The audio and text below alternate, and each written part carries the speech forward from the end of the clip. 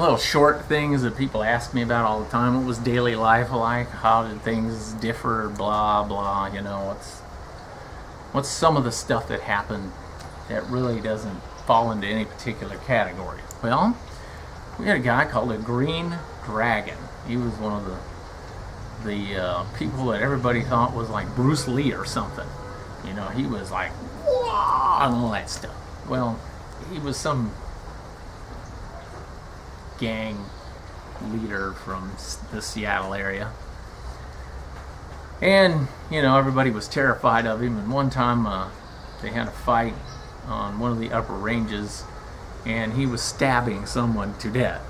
So I was the first guy on the scene. I just happened to be there, and the bars were closed because I can't go down range, nor can anyone else until a significant amount of staff arrives.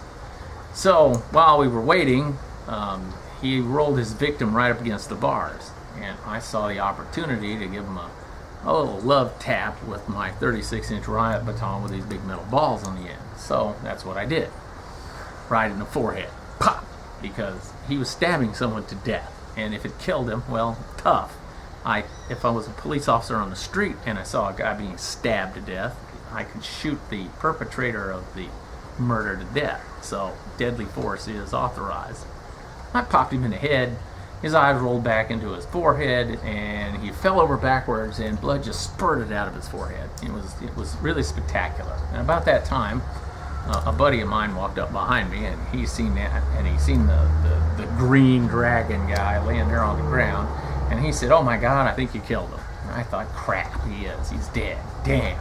Because he looked dead for a few moments, and then he moaned and kind of rolled around a little bit, and then, no, he ain't dead. That was kind of the end of that incident. Of course, no one ever gets an award for saving a thug's life, so if a cop would have saved somebody's life on the street, oh my God, he'd have had a write-up in the paper and stuff. But, that didn't happen inside prison because nobody ever talks about what happens inside prison. Another incident, I'm working with a guy, the same guy that I tell some other stories about. Him and me work together a lot. Like my bloodiest day, that guy that I was working with, he says, "Hey, come over here and look at this." So I come over to where he's at, and he says, "Look down the range there." And I see two inmates who look like they're slow dancing. Now that's pretty unusual. I mean, they're gay inmates and stuff, but they usually don't slow dance. Not out on the range in public anyway. And so I watched them for a few moments, and he says, "Do you think they're fighting?" And I said, "It certainly just looks like they're dancing. I don't really know. Maybe they are." And he said, "Well, what do you think we should do?" I said, I got this idea. I tell you what, I'm going to yell at them and tell them to stop. And if they don't, then it doesn't matter if they're fighting. They refuse to obey my lawful order." So I yelled downrange, "Hey, you two guys, stop that hugging and stuff." And at that very moment, they flew apart. And I said, guess they were dancing. And then one of them ran up to where we were at. And I thought, well, that's kind of odd. What's he going to do, apologize? And then he ran into the mop closet, got out a mop, breaks it over his knee. So he's got a sharp end.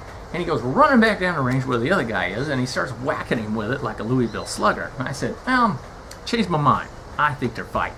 So we called it in, and everybody arrived, and they took them away and stuff. And after that, they used that footage from the security cameras at annual training. And the idea was, they were trying to point out that I went over to the telephone and hit 222, and they wanted us to get on the radio and hit our body alarm. And I wouldn't do it because it wasn't involving staff. And they were saying, well, it doesn't matter if it involves staff. And there was a unwritten code at the time that you only hit your body alarm if it's staff. And that way, when they say body alarm and dog unit, I know it's staff involved. But if they just say deuces and body alarm, or deuces and dog unit, then I know it's inmates. And I would tend to put on a little more steam to get to rescue staff. than I would inmates. Well, of course, the administration don't like that. You know, one life is equal to another as far as they're concerned. And so they used the incident where they saw me walk over to the phone and use it, because I probably wasted all of 2 seconds to make the 2 steps to the phone. And they much wanted to stress that we were not to do that. Another thing was, people want to know about, have you ever seen spooks? Has there ever been things from the beyond, ghosts? Well, I have never seen a ghost. I have never heard of anything that seemed supernatural there. But the prisoners in Dog Unit on, I believe it's Charlie Range, has claimed that they have heard someone in the mop closet in distress, in physical distress. Now, that's the same mop closet that the officer's body was stuffed into after he was murdered on that range. Dragged bodily down the range after being murdered in full view of all the other inmates and shoved into that closet. Now, we were transitioned.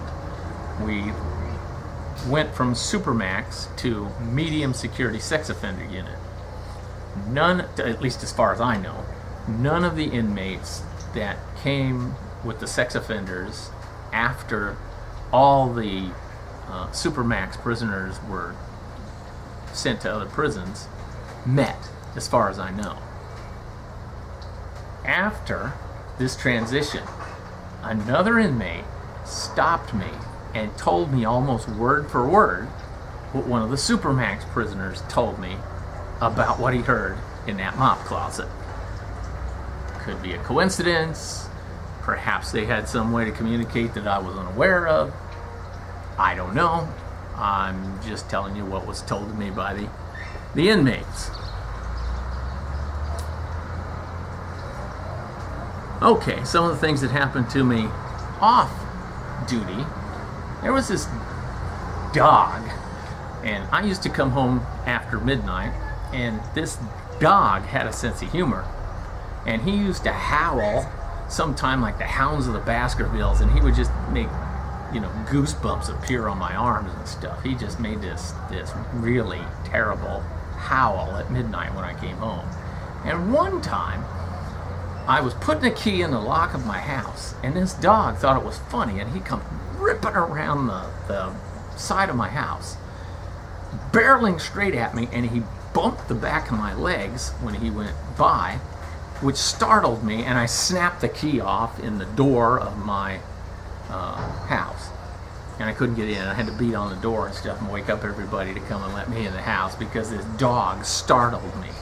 The same dog went and stole all my daughter's toys that he could get a hold of, and once she came in the house crying, "Oh, Daddy, the dog has my doll." So I went outside to try to get this doll away from this dog, and this damn dog would drop it, wait for me to almost pick it up, grab it, and run away. And he thought that was pretty funny, I'm sure. And then when I went and searched his house a few hours later, I found not only the doll, but all the newspapers that I had been bitching to the newspaper people about not being delivered. The dog was snatching them up and putting them in his house. And it's like, wow, this dog has a sense of humor. So I saw his owner one day, and I said, "Hey man, your dog is messing with me." And now, only years later, I think back, that guy probably thought I was some kind of a crazy person or something. "Man, your dog is messing with me." That sounds pretty crazy. Hey, man, them prison guards over there, they're kind of crazy. They think dogs are messing with them. So, yeah, all right. Well, that was one of the things that happened. Had a lieutenant. Lieutenant says, we're having problems with one of the camp inmates. He still thinks that he's in charge. He still thinks he's a somebody. And this guy was on the outside. He was a multi-billionaire who ran a major corporation who'd been sentenced to a couple of years in prison for some financial crimes. So he still had the attitude that he was running something, he was in charge, and apparently his personality was so strong that even some of the other prison guards were having difficulty handling him. So my lieutenant gave him to me and said, hey, make this guy understand where he's at. So we had to, the camp inmates had to come in and clean all the time. So I had them come into the unit and they were cleaning the stairs, and I'd give them a wire brush to brush the stuff off the concrete with. And while they were doing that, this guy, I think, purposely ran the wire brush over on some of his fingers, and they started to bleed a little bit. And he said, oh my God, I gotta stop. I need to, seek medical attention. And I said, no, what you need to do is go wash your hands, dry them with a paper towel, throw that paper towel away, and wrap your finger in a paper towel and go back to work. And this guy says, oh, surely you don't mean that. And I said, oh, surely I do, or you're going to spend a couple of weeks locked up for disobeying my order. Now go do as you're told. And you could see this guy just stop and stare at me. And you could see the wheels going in his head. And he says, he's thinking to himself, oh my God, I'm this Harvard genius dude who's made billions of dollars.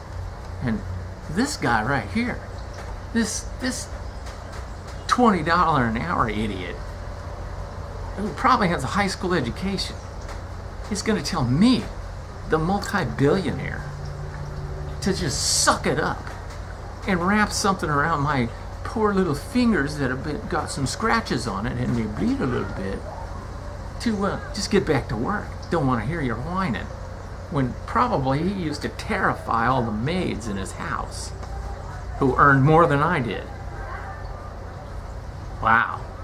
You could just kind of see him go, uh-oh, I'm in prison. What have I done? It kind of cured his attitude. Here, food is close.